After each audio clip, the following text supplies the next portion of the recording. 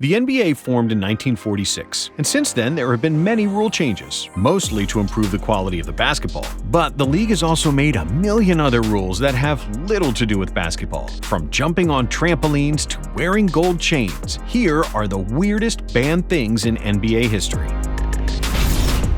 No genital touching.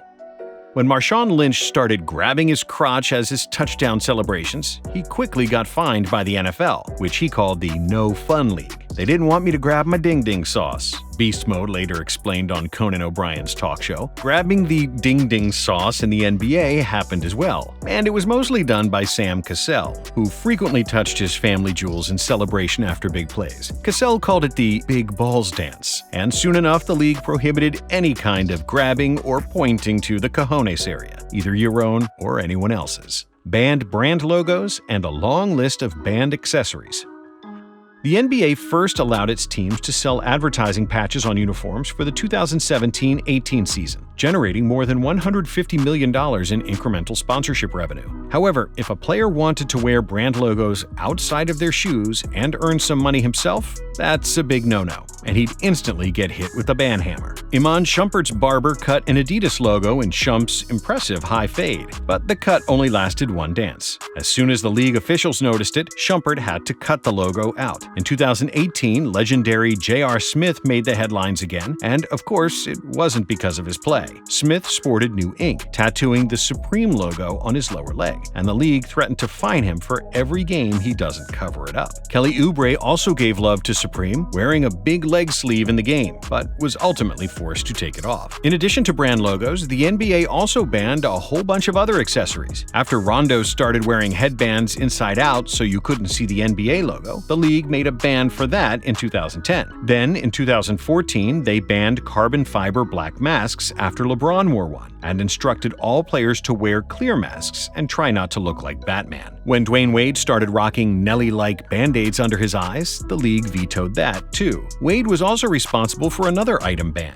when the NBA disallowed tinted eyewear. Wade wore tinted goggles after suffering from increased light sensitivity due to strong migraines. Officials then determined there was too much tinting and would have given him a competitive advantage because opponents would not be able to see his eyes. In 2019, the NBA outlawed ninja-style headbands that many players started wearing. Why? Because of reasons. No alcohol in the fourth quarter and no taunting.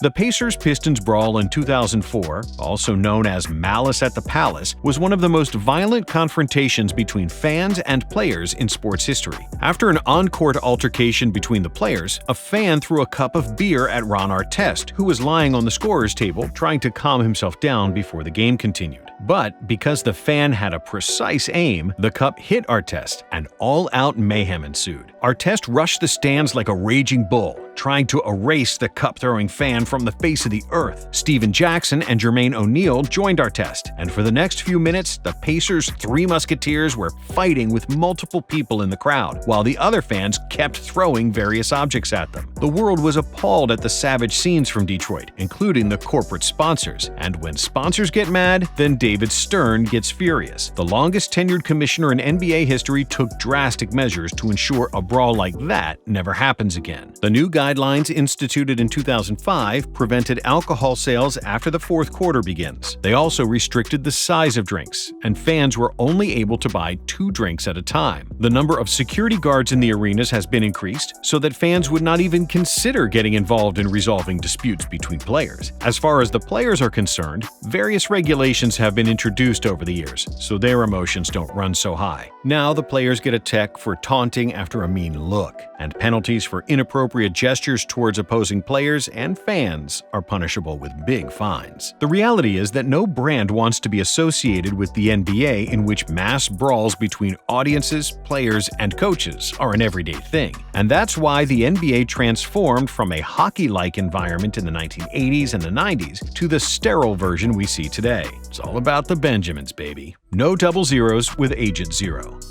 Did you know that in high school and college basketball, players can't use the numbers 6, 7, 8, or 9 on their jerseys? This eliminates numbers 6 through 9, 16 through 19, 26 through 29, 36 through 39, 46 through 49, and everything over 55. If you're wondering why they have such a weird rule, it's because the refs are using hand signals to communicate which player earned a personal or technical foul. And because most refs have 5 fingers, a high school and college player can't wear number 69, for example, even though I'm sure many of them would want to. There are very few restrictions on what type of numbers players can wear in the NBA, but there is one exception. Team rosters can include number 0 or 00, but not both, because it increases error possibility with the scorekeeper or the referee. No hoverboards, trampolines, jet skis, and no chewing straws. Now he's the most infamous college golfer. In 2015, he was playing in the NBA Finals and made headlines for arriving at the game on a hoverboard. One would argue that J.R. Smith could have prepared for the game instead of charging the batteries for his newest gadget, but thankfully, J.R. has had his fair share of questionable decisions in the NBA Finals, so this one doesn't really seem all that important. However, after 2016, even if Smith wanted to repeat his stylish arrival to the arena, he couldn't do it anymore. The new collective bargaining agreement made significant changes when it comes to banned activities for NBA players. Hoverboards, jumping on trampolines, and riding jet skis are now prohibited, which increases the possibility of NBA banana boats in the summertime. Carrying firearms was also forbidden, to the ironic delight of Gilbert Arenas, and so was lighting fireworks, which was likely influenced by Jason Pierre-Paul from the NFL. But probably the weirdest activity that the NBA vetoed was chewing straws, and it was all because of one man, Caron Butler. Butler had an addiction to chewing straws from fast food restaurants, and he even bought straws in bulk to support his habit. But for the sake of his own health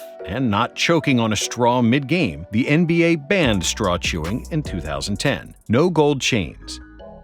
NBA players are rich, and some of them like to show that they are rich by wearing gold and diamond chains. The only problem was that they try to flaunt their ice during games, which was considered dangerous, and the league didn't want to see anybody choke during an NBA game. They banned chains in 1980, but Michael Jordan did wear a gold chain during the All-Star Dunk Contest, which looked really spectacular if we're being honest. In 2005, when the league instituted a new obligatory dress code, they also banned wearing chains before the games, to which some players heavily protested, with Steven Jackson at the forefront, who arrived at the game with every piece of jewelry that he owned to show his disagreement with the decision. Banned do-rags, Timbs, and football jerseys. As we mentioned, David Stern and the NBA enacted a mandatory dress code for all players in 2005, which was largely influenced by Malice at the Palace and Allen Iverson. Iverson was the trendsetter who wore cornrows and sleeves in the game and off the floor. He rocked oversized t-shirts, hats, and throwback jerseys. Soon enough, the rest of the NBA followed, and you had half the league wearing clothes that would fit sumo wrestlers. Even when they wore suits, it still didn't look too good. I mean, just look at LeBron's 2003 draft class. The NBA didn't like that its players looked like Lil Wayne and wanted them to look more like Bruce Wayne, without the Batman suit, of course. So they banned sleeveless shirts, shorts, t-shirts, hats, do-rags, jerseys, and other sports apparel. Timberland boots and any footwear with similar aesthetics were also victims of the commissioner's dress code policy. However, after Stern retired, the new commissioner loosened the dress code rules, which gave birth to a new era of weird outfits, some of which make Craig Sager's clothes look boring. Banned shoes. In the Wimbledon tennis tournament, all clothes and shoes must be white, and everybody abides by that rule. In the NBA before 1984, all shoes were predominantly white too, and when Michael Jordan introduced his iconic black and red Air Jordan 1s, the league banned them, supposedly for not being white enough. Jordan would get fined $5,000 in each game he wore the Jordan 1s, which Nike gladly paid, and orchestrated an entire commercial around the ban, which also became a classic. MJ never stopped wearing shoes of different colors, and the league soon dropped the ban, and all shoes were considered legal until 2010. Then the company Athletic Propulsion Lab came up with the basketball shoe that increases vertical leap due to the so-called load and launch technology. Because it would give players an unfair competitive advantage, the NBA outlawed the APL shoes, again giving the shoe a massive marketing assist.